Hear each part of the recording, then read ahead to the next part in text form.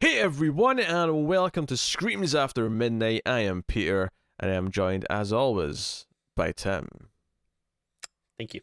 The creator of Goatman.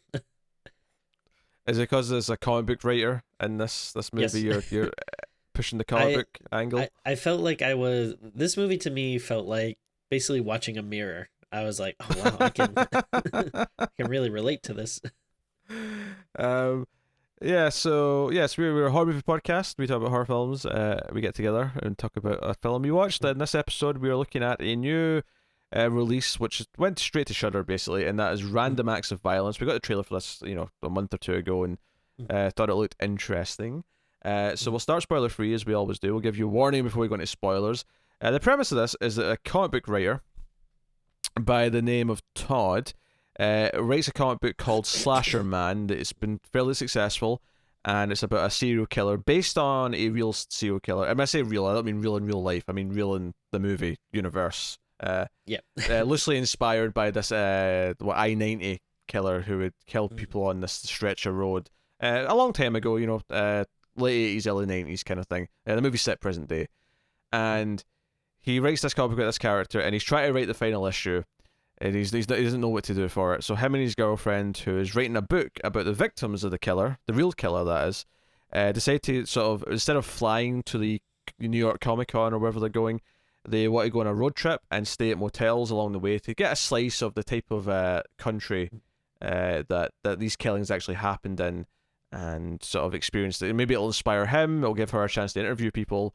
But of course, the plot, the horror movie plot that we're getting to here, is that along the way, a killer starts recreating kills from his comic book, and starts sort of stalking him and calling him, and there's some murder and stuff, and that's basically the gist of it. We'll get obviously to the rest and spoilers. So yeah, that's Random Acts of Violence. Tim, Yeah. how did you feel about Random Acts of Violence? I liked it. I actually liked it quite a bit. Now, I don't necessarily know if I could say it's like a good movie though, because I do think a lot of the stuff I liked about it is just because like I like a lot of the stuff it's playing with, like like obviously I like comic books. I like the idea of it's actually very like Stephen Kingy to Mm. me, where it's like the idea of a creation coming to life and tormenting its creator. And I like like some of the people like involved in um that sort of thing. So I feel like I'm a little like oh, and I like the original comic book too. I haven't read it in a long time, but the comic itself was good. Which I don't think we mentioned it, but this is based on a comic by Mm. Jimmy Palmiotti and Justin Gray. And so yeah, I did like it, but I don't know if it's like necessarily that great. I do think it really, I do think it needs to be more violent. Like I feel like maybe there weren't enough like kills and gore. It's actually like a pretty short movie. It's like 80 something Yeah, minutes. 80 minutes. Yeah. Yeah, I feel like maybe you could have played up with that angle more for sure. And there was like a little like some like little like directing flourishes that I liked. It's directed by Jay Baruchel. I'm not sure how you say his last name, but Yeah, but I, um I was thinking Baruchel, but I mean maybe that's just too Baruchel, posh. maybe. But I mean he's one of the actors in it, and then people probably know him from like he's been in like comedies and like sitcoms and stuff before. Um, but I think he gives like some nice touches to it. Like there's a lot of kind of like this kind of like neon green glow. Like it almost feels like a little like Giallo esque at some points. Yeah, actually, Um, Jay Baruchel's claim to fame is that he actually voiced Hiccup in the How to Train Your Dragon series. sure. Yeah. I'm a Yeah. fan. I'm a fan of those movies. Okay, Yeah. it's No, a big I deal. like those too, but I also yeah, those are good. He's also been in like some like really like forgettable comedies, but he's been in Mm-hmm. like some like people might also know him from like grown ups might know him from like Judd Apatow movies like This Is the End and Oh yeah, that kind of stuff. he was in Fanboys. Of course, that classic. Classic, yes. And then actually he was on a sitcom I really liked, Man Seeking Women, which is like a very weird kind of surreal FX sitcom, which I don't know if a lot of people watch, but I enjoyed quite a bit. Um, but yeah, I mean, I basically just getting back to my point though, like, yeah, I did, I enjoyed it. I had fun with it. I do wish maybe it did do a little more though. Uh, and I, yeah. I, I am annoyingly conflicted on this one because there's one really good kill sequence, right? And it's Mhm. the first one. There's a really Mhm. good kill sequence. You said you wanted violence. I thought this felt super visceral and super violent in a way that I was Yeah. like, oh man, I can't wait for more of these scenes. I think this movie's going to be great because of this. Because the character stuff was not bad and it was setting up the drama of the characters and it's fine. Yeah. I mean, the main actor who plays the comic writer, Jesse Williams, we know him from Cabin in the Woods, of course. Once Upon a Time. Oh, I didn't even Yeah. realize that was him. Okay, awesome. Yeah. Yeah, I didn't either, to be honest. It wasn't until to the credits, Oh. um, and he like the character stuff with him and his girlfriend, played by Jordana Brewster, who of course most famously known for the uh the the nuanced, uh, basically cinema school textbook that is the Fast and the Furious franchise. Uh, Okay. All right. All right. I'm being facetious there. I hate Sure. Fast and the Furious, but Oh, yeah, me too. so it sets up those two characters, and then the two the director plays kind of his manager or whoever or his Mhm. publishing partner, and then he's got an assistant, this younger woman who's kind of like coming around who's kind of an aspiring artist, but she's like sort of trying to break in by being the assistant on this road trip and whatnot. Um, but there's the first kill that happens where it cuts to these other characters, and we get this just probably maybe like a like 8 to 10 minute kind of sequence of like introducing the characters and then Mhm. the kill itself. I thought it was pulled off in a kind of a different way to that I normally see, and it felt super visceral, Mhm. and it set me up for more of that. I was instantly looking forward to more kills, and then Mhm. every other one after this, either cut away or it played it in a very different way, and it, I got to the by the time I got to the ending, I kind of felt like Mhm. like you gave me this great scene and then you didn't Yeah. follow up on it with other scenes of that type. It was kind of frustrating to me.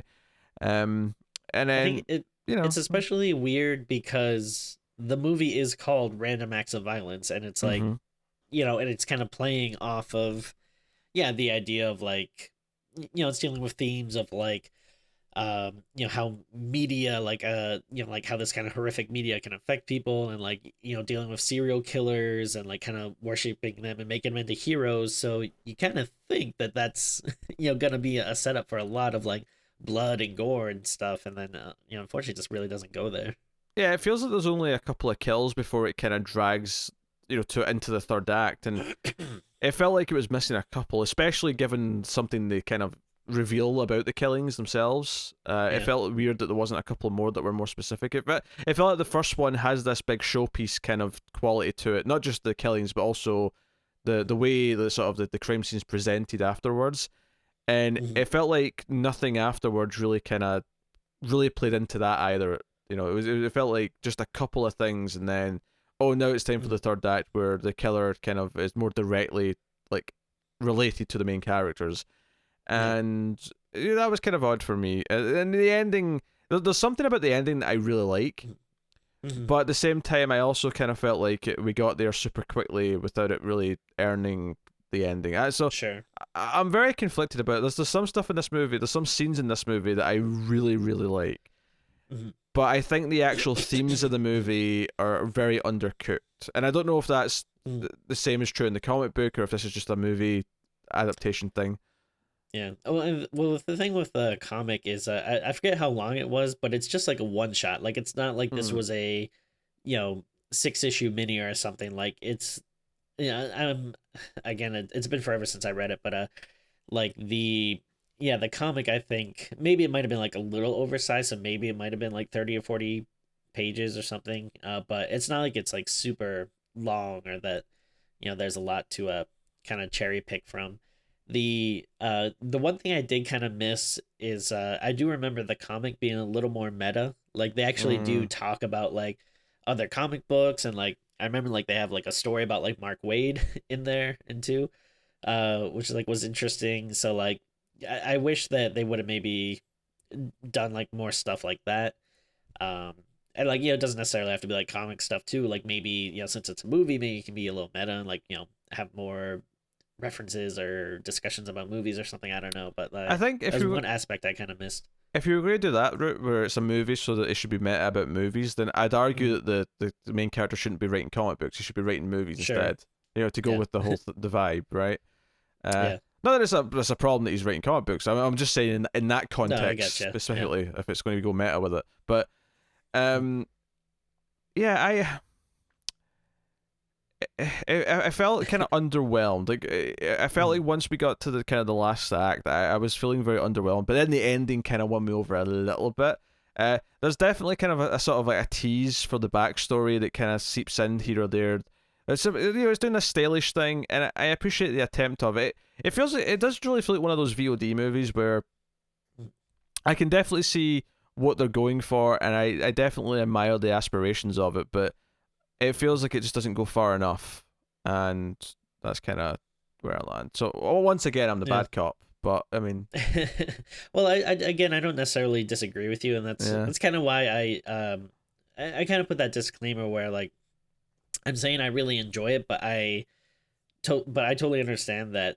I think a lot of my enjoyment is maybe stuff I'm bringing to it that's not there. Like again, like oh yeah, like I'm enjoying this a little more than I probably should, just because like the fact that we are dealing with like comic book stuff and like kind of like meta creation stuff and whatnot. So I totally get that, and I do agree. It's like unfortunate that like I don't think it's not necessarily. It's one of those cases where I just would have liked more. Like you could have gone farther with it. You could have.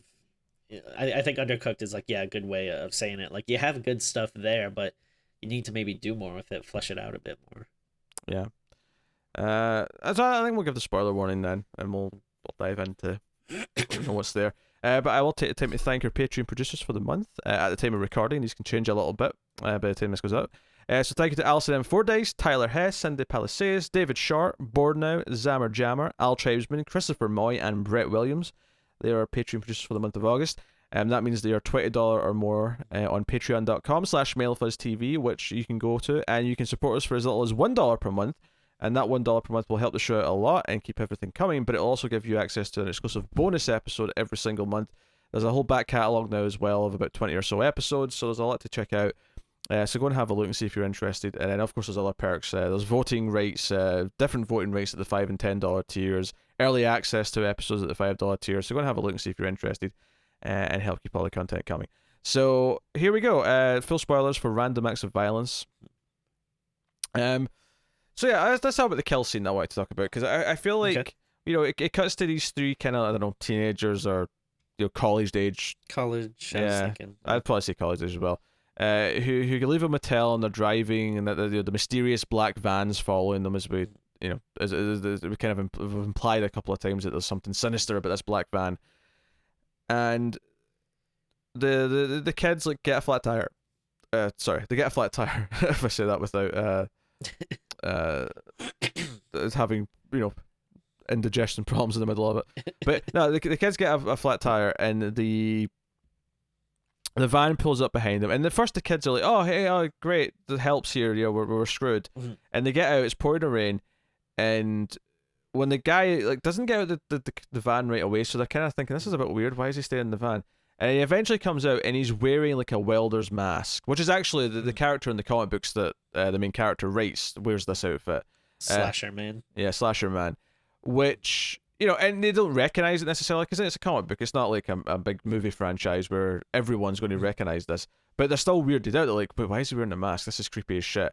So they try to sort of pretend that they're phoning for help and that everything's okay, and they get back in the car. And my one critique here actually is that you were weirded out by this dangerous looking guy and you didn't lock the doors. I thought that was a bit strange. Yeah. Especially since he sort of bangs on the windows a little bit before he opens it, so you had time as well to lock it when he started acting a bit more aggressive. But regardless, it cuts back to him, and the killer's kind of pacing and sort of like getting agitated, like I felt it was giving him a bit more like a humanity and personality that I'm used to with these killers, where usually they're these stoic, just standing there. And that's not a complaint. I love your Michael Myers and Jason Voorhees types, but That's like a little bit more of a weird human vibe to it. And then there you go. It's kind of like he has to like psych himself up. Like it Yeah, seems like yeah. he is like maybe like a little nervous at first, and he has to like really like the way maybe like an athlete before they go out onto like the football field or something. He's kind of like pounding his chest and like yeah, like you say, like pacing back and forth. And I agree. There's something about it that yeah makes it seem a little more human, which ultimately I think kind of makes it a little more disturbing. Yeah, yeah. Because he comes up and he bangs on the window a couple of times, and then he just opens the door and immediately starts stabbing the guy very quickly and repeatedly in front of the other two as they're screaming. And it's actually it felt very violent and visceral and to a kind of a realistic, disturbing kind of sense to it. And then the girl who's in the passenger side of the front, tries to open the door to get out, and the killer just leads across and slices the knife deeply into her leg and kind of slices it, back the way. And it actually cuts away from the scene before, he gets to her and kills her, and even the third person. But I didn't feel shortchanged by it because the what we saw was so visceral and violent that I felt like a really satisfying scene. I was excited for more scenes feeling like this. And it's not so much that I hate every other kill in the movie. I thought the way the assistant's killed, who's like second later on, like where the killer just kind of like walks up behind her and grabs her. I thought it was effectively shot, so I wasn't necessarily feeling shortchanged by that. It was basically there was nothing after this really in terms of like good kills or anything like that. It was... I do like the what do they call it, the trip ditch or whatever, where it's like they have kind of like all like the group of girls like all clustered together. Like I like the idea of that, and I like how it's kind of like ominous the way they drive by it and kind of like slowly just see it.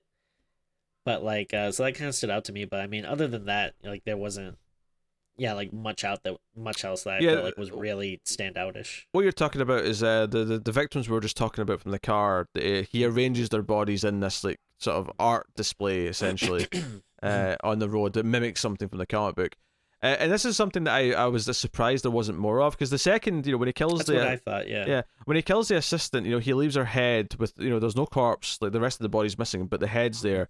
And because obviously this is tied to them personally, they get brought in for questioning, and this police officer, this woman is very, very kind of judgmental and sort of, oh, you're sick, you write these comic books, blah, blah, blah. And then later on, we get the reveal that the mysterious numbers that the killer's been phoning up and kind of leaving, which, we see like, the main character, he looks up at like Bible verses thinking these numbers might be Bible verses or something. But then he realizes what they actually are their like year, issue count, and page number of his comic books. And it's basically the issues that the kills that he's recreating are coming from. And I felt really weird that we get this big fancy one with the three like cut together, and then the second one's just a head on its own, which, okay, it's a lot simpler, but, whatever. It felt weird to me there wasn't at least another one or two kind of more specifically over-the-top ones like that first one. Like, there was just one that he went to the effort to do this, like, sort of triple, like, body,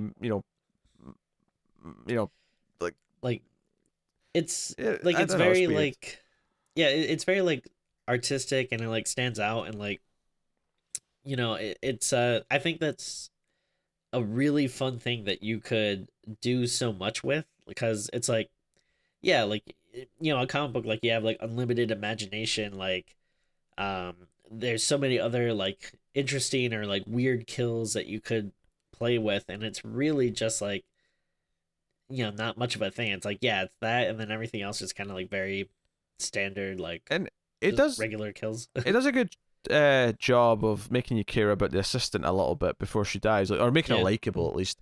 And I felt it was weird to go straight to like going after them personally with the second kill, because there's a little bit where when they see the display of the other bodies, like there's this questioning where he's like, the assistant's like, we should probably go to the police and sort of explain that we're getting these phone calls. This is recreating something out of our comic book, and the main character's like, no, we should run. I want to go away from the police. And wouldn't there be more? Isn't there more to do with that if there's a second kill that also mimics the comic books? Like, wouldn't that make him feel more guilty? And it would maybe like question the morality of him a little bit more, that he's still terrified to even like sort of go to the police and say, hey, we can maybe predict some of these crimes, or we can do something with them. And he doesn't. He's scared, and he wants to, because I mean, the ultimate theme of this movie is he profiting off of a real serial killer. And there's a big scene early on where he goes for this radio interview thinking it's a fan, and the guy actually knows one of the real victims, and he's like, hey, this was my friend, she get killed, and you're profiting off of this. You're basically turning violence and real world violence into this franchise, and that critique is kind of the main thematic question of the whole movie, is what he's doing right. And honestly, probably like, I mean, it's obviously there's movies that are based on, Ed Gein is a bit of an influence for Psycho and Texas Chainsaw, although they're very loose, they're not like super specific. There is like a real question here of like, I think the big thing is that he, in his comic book, wants to keep bringing up is that the killer's kind of the main character and kind of the hero of the story, which is very like, that probably isn't like, I mean, if you're going to do a movie where you've got like a satire where the main character is the serial killer, I think basing that on a real character, and well, that's the thing as well. Is it even a satire, his comic book? I don't even know if they bring that up. Sure. It sounds like it's just a straight kind of, no, we're following the serial killer and we're glorifying the kills, and the fans are all obsessed with the murder victims and stuff. I don't know. I mean, I think that like whole radio interview thing, I think it brings up like some really interesting ideas. Like, what responsibility does a creator take, for their creation, and like, is it,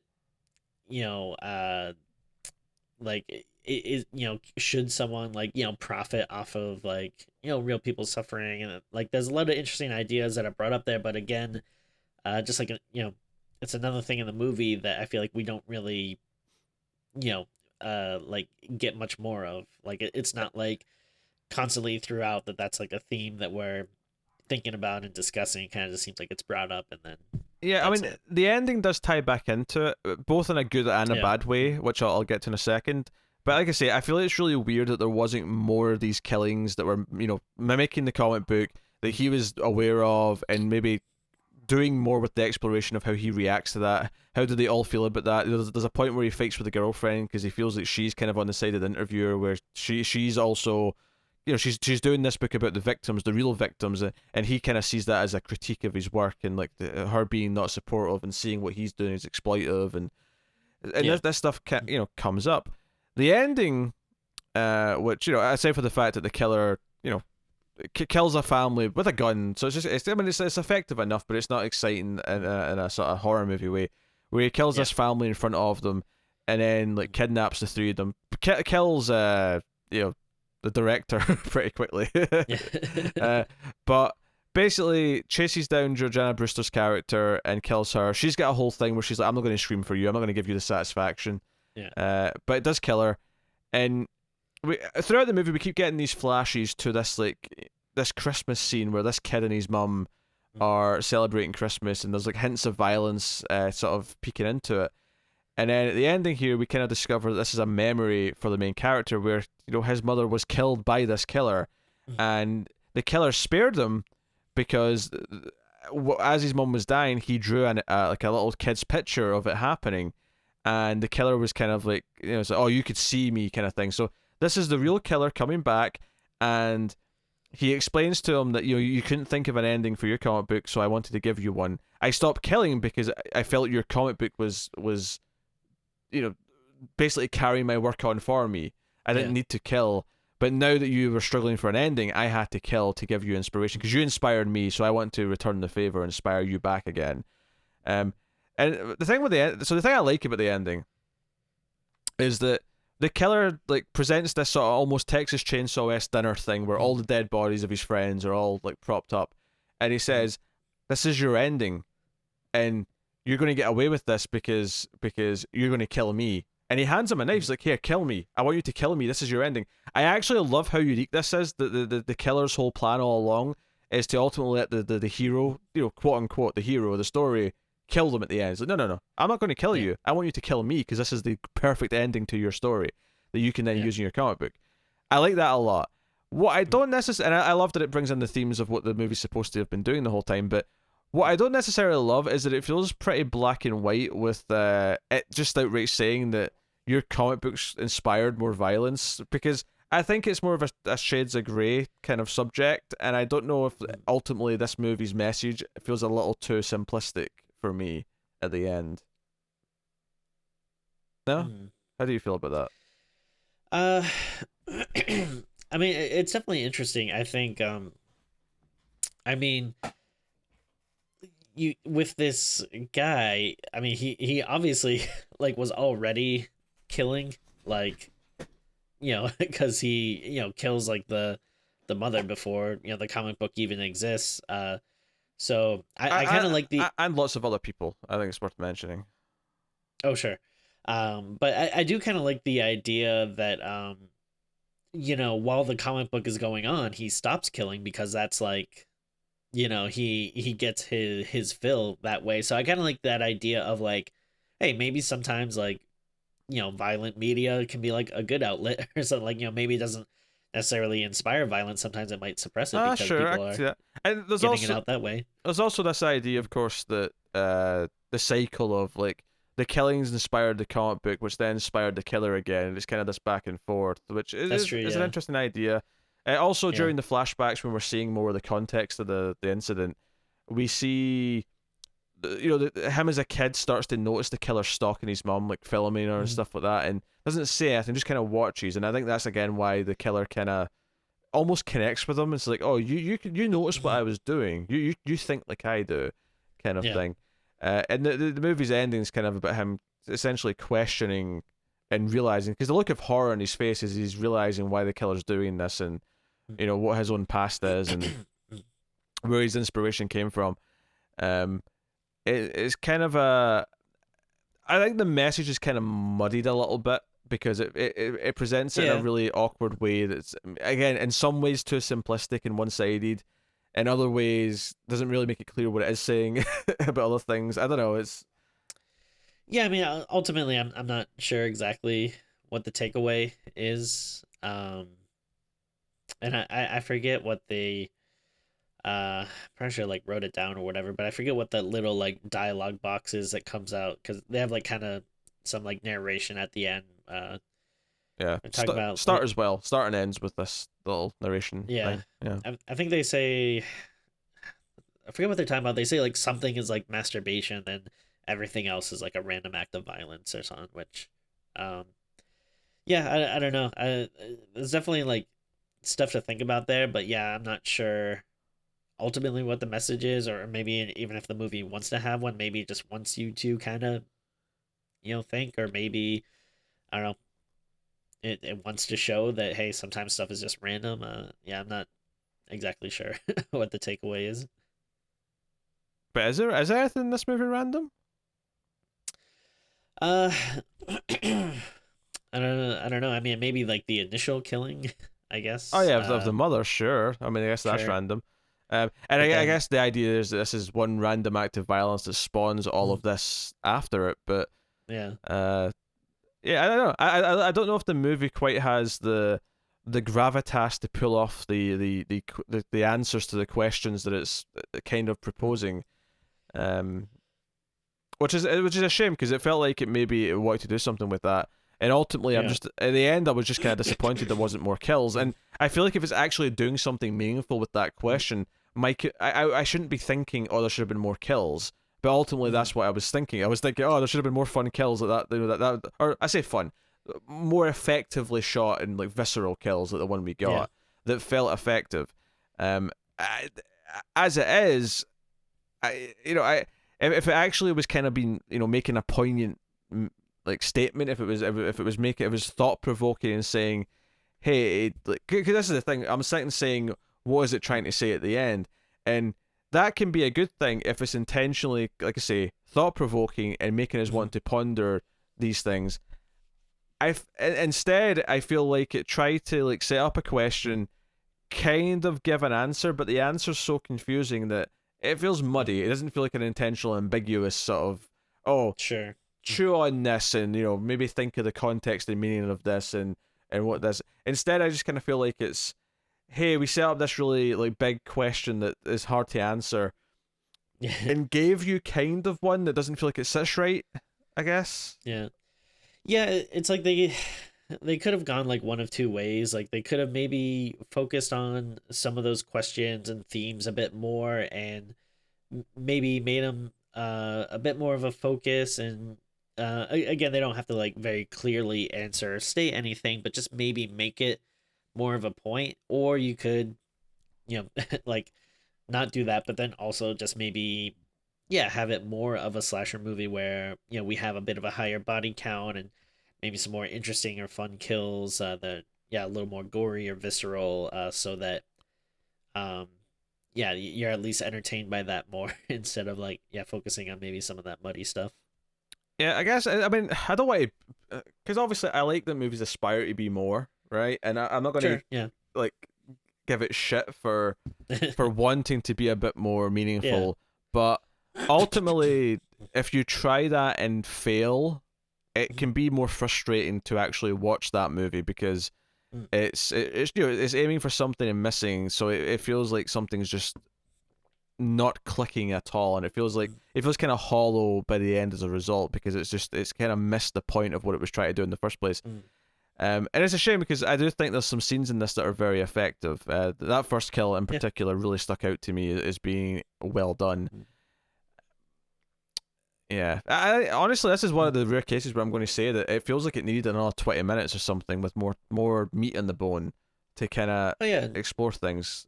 Felt rushed. especially, yeah, especially because it is very short. It's like 80 something minutes, I believe. It's not even something. It's 80 minutes exactly. 80 minutes exactly. Yeah.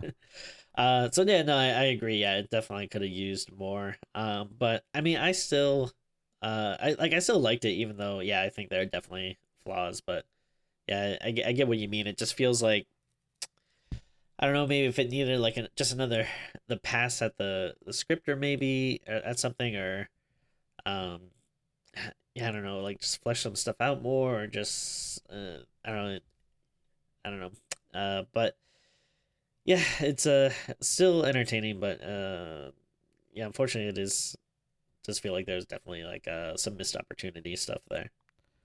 Yeah. It's frustrating. It's this is way more frustrating to me when I just watch a bad movie because I Mm. think there's potential in here. It's not just in the filmmaking, but even in the concept. There's potential to Oh yeah. try and really like explore why he was inspired by this and explore that cycle a little bit more. Mm. As it is, it's almost it's funny because at one point in the movie, he's accused of having nothing to say. He's accused of like this is why your Mm. comics are the way they are. Is you just to have violence and then have nothing to say at the end, and that's why you can't think of an ending.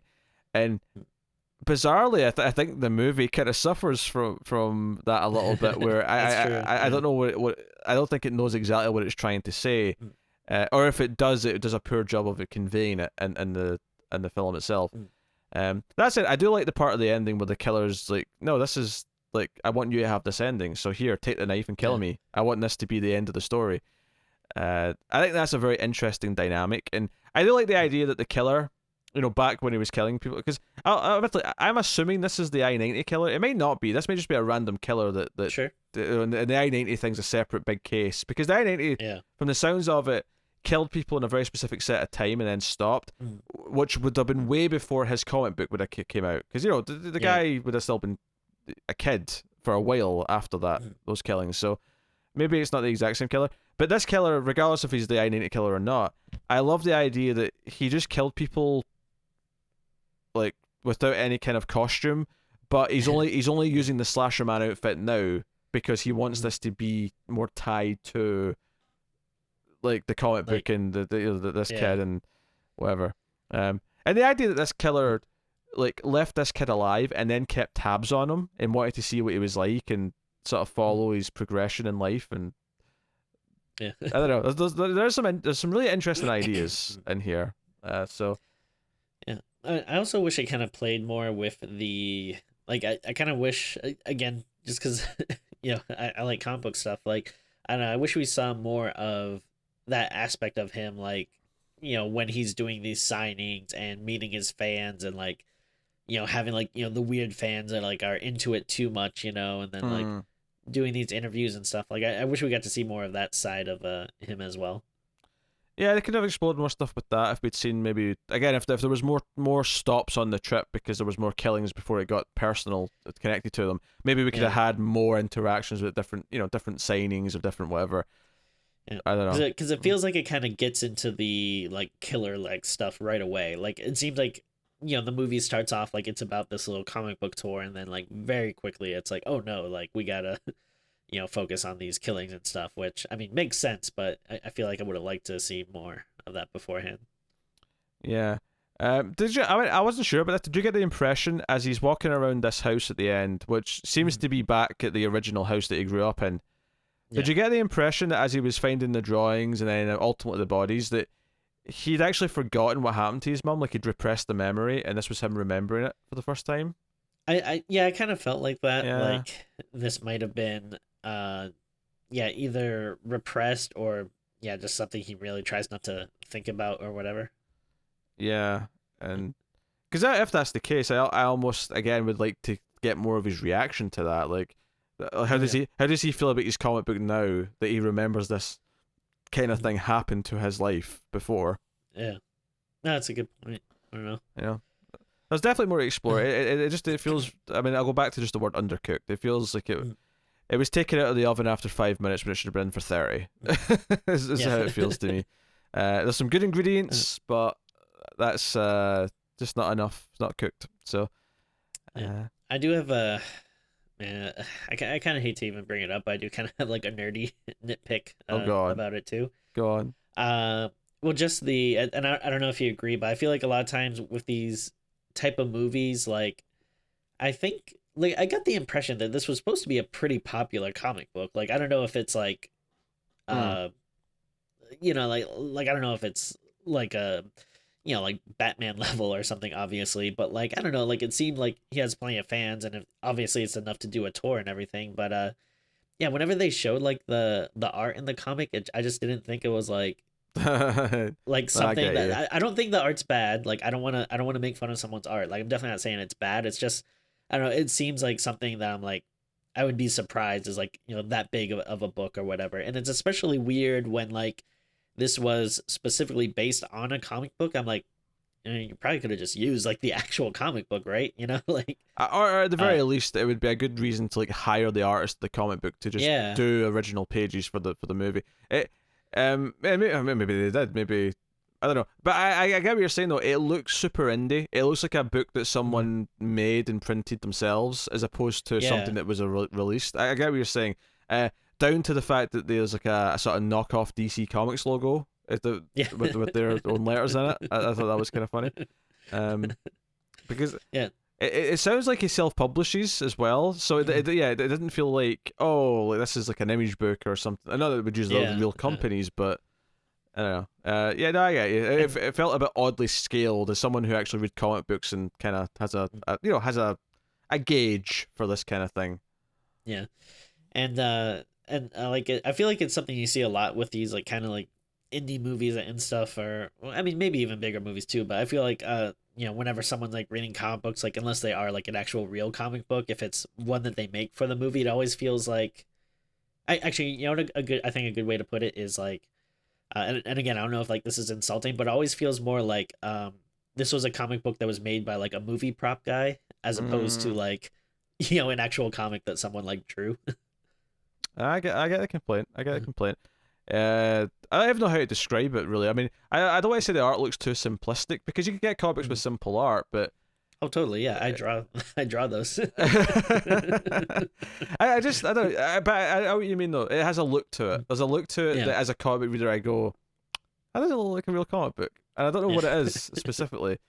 Um, it's even just something as simple as the pages look a bit too thick. I know that sounds like a weird thing to yeah. say, but No, I, it doesn't look at it has the floppy feel of a comic book. yeah, no, yeah, I agree 100%. I don't. It's strange. I don't know This is exactly this what is it is super either. ultra nitpicky nerdy, but I mean the fact that Yeah, we both felt it says there's something there. We're and especially like I'm not sure how much like Jimmy Palmiotti and Justin Gray had like on the comic like on the movie like I imagine they were like probably like producers or something, but I feel like they have so many like artist friends, like you couldn't have just been like like and Jimmy Palmiotti could have asked like his wife Amanda like Connor to be like, hey, can you like draw up like some pages or something like for the would it movie or would it be even more out there though, or more distracting to comic book fans if like it's meant to be this indie horror comic that's kind of a cult hit, and then they open the comic book and it's like Alex Ross art because they've hired Alex Ross for the movie. Would that be even more distracting? Like, no, Alex That would Ross be wouldn't be doing weird. this. That would be weird. Yeah. That I want to see what Alex Ross would do with like a decapitation and like some of this bloody disgusting stuff that we Yeah, get. that's a good question. I don't know if he ever done like horror pictures. Like obviously he's I don't know. known for like superhero stuff and like like you could say maybe like some of those designs for like Kingdom Come or something like it's like some like characters can maybe appear like a little monster-esque or something, but like I not mean, like straight up horror, yeah, maybe he's just not a good fit for it. I mean, he does, these Sure. larger than life, like, almost godlike looking characters. Like he makes them feel Yeah. epic, and that's kind of what his shtick is. So maybe he's just not suited for horror. So which is fair, but That's true. which is why I'd say maybe it'd feel really weird if it was like, what? Why is Yeah. it Alex Ross art in this? This is strange. But I feel like he could do like a good Jason though. I feel like that would work.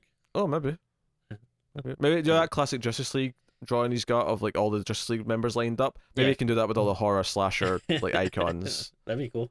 That's a fun idea. We'll phone him up, see if he's not too busy. Oh, aye. Alex, are you busy these days? Old buddy, old pal. Ready for some horror movie art? Yeah. Yeah. So, Rhino Valence, unfortunately, is I think a real mixed bag of potential, but and some really good scenes, but ultimately it doesn't really live up to what it's kind of setting up, what it's putting on the table. So, yes, Tim, what are you going to rate the movie? I think I am still gonna give it like a pretty high score because despite the flaws, like I gotta admit, like I did have fun watching it, and again I totally admit some biases in that. Like again, there's a lot of stuff that played to the kind of things that I like. So I'm still gonna go pretty good and give it a 7. But I mean, unfortunately, it sucks because yeah, I think there's some stuff that could have easily propelled it, to like a great score, like like an 8 or higher or whatever. Like again, if you just like we talked about, just maybe have some more kills, a bigger body count, or yeah, maybe if it is maybe a little more poignant or something. But no, I still liked it though. So 7 for me.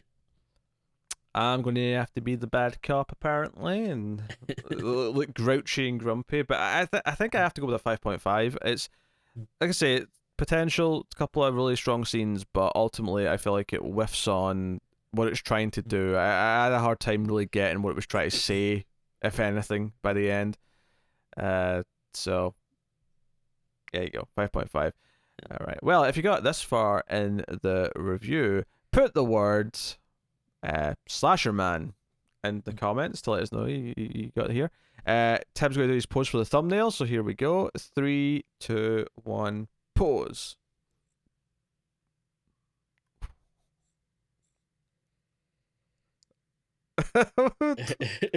What's this? I don't know, being violent. I don't know. Oh, those might be punches. Yeah. Oh, okay. I thought you were like pulling like a rope with this like a bucket in the end or something, like a sort of a hoist. But okay.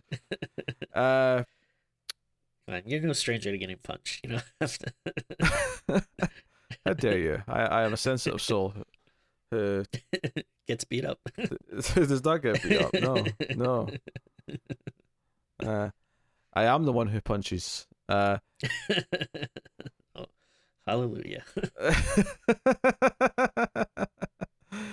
Hallelujah. Is that a reference to the Snyder Cut trailer that came out yesterday, Tim? I can't wait. Oh, I bet you can. All 4 hours of it. Jesus Christ. We want to talk about horror movies. That's a horror movie right there. So there you go. That has been Screams After Midnight. Of course, we mentioned Patreon earlier if you want to support us that way financially over at patreon.com/MailFuzzTV.